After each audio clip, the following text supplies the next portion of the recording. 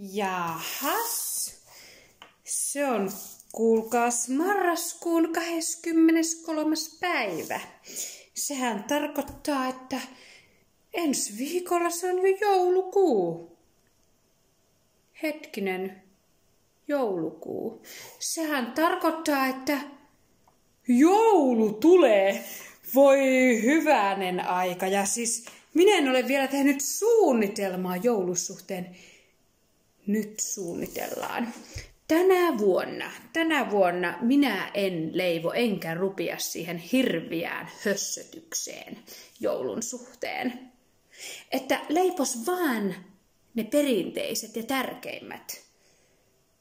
Eli piparit ja joulutortut. Ja lusikkaleivät. Ja rusinapulla.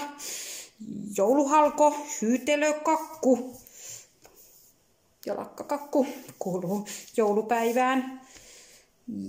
Ja Karjalan piirakat, joululimppu, saaristolaisleipä, rieskaa totta kai ja ne perinteiset laatikot, ne on tehtävä itse, totta kai. Porkkana ja lanttu ja punajuuri ja peruna ja pataatti. Joo, vähällä pääsee. Ja tuon siivouksen suhteen ajattelin ottaa myös kevyemmin. Koska kuka sitä joulua kaapissa viettää? En minä ainakaan. Mutta jos nyt kuitenkin ne keittiön kaapit ottais. Ja katot. Ja seinät. Ja lattiat tietenkin. Ja saunan pesu. Totta kai. Ja ne kaakelit ja saumat. Siihen käy muuten ne vanhat hammasharjat hyvin. Ja se petivaatteiden, liinavaatteiden, seinäryijyjen tomutus. Ikkunoiden sisäpesu. Samalla ne kyllä menee ne välitkin siinä oikeastaan. Verhojen vaihto jouluverhoihin joka ikkunaan ja hopeiden kiillotus. Tuosta lahjapuolesta sitten taas on miettinyt, että hirveä hössötykseen mennyt ja semmoiseen kaupalliseen höpö-höpö-hommaan, että minä en lähde siihen ollenkaan, vaan minä teen lahjat itse ja vain läheisimmille.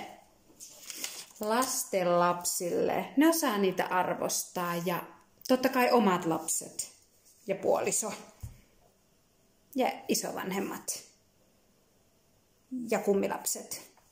Ja miniät ja vävyt. Siskot ja veljet. Tädit ja sedät ja tietenkin. Ja sitten opettajat ja päikyntädit ja APIP-ohjaajat ja työkaverit. Ja ehkä vielä kortin voisi laittaa itse tehdyn sitten noille serkuille.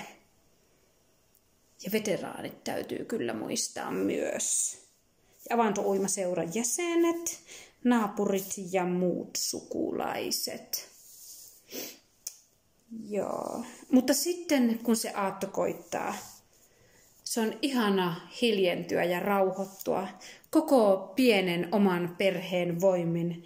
Kaikki 48 pientä ja isompaa henkilöä siihen joulurauhan julistukseen, joka siis käydään Turussa kuuntelemassa. Niin sen jälkeen viedä ne hautakynttilät, käydä siellä isovanhempien luona ja elvytettyä muistamassa siellä vanhainkodissa. Siitä sitten joulukirkkoon. Saunan kautta totta kai. Joulusaunaa ei voi unohtaa. Niin se on ihana tämä joulun aika, kun saa hiljentyä nauttimaan yhdessä rakkaimpien kanssa. Ja viettää tuiki tavallista ja stressitöntä joulua.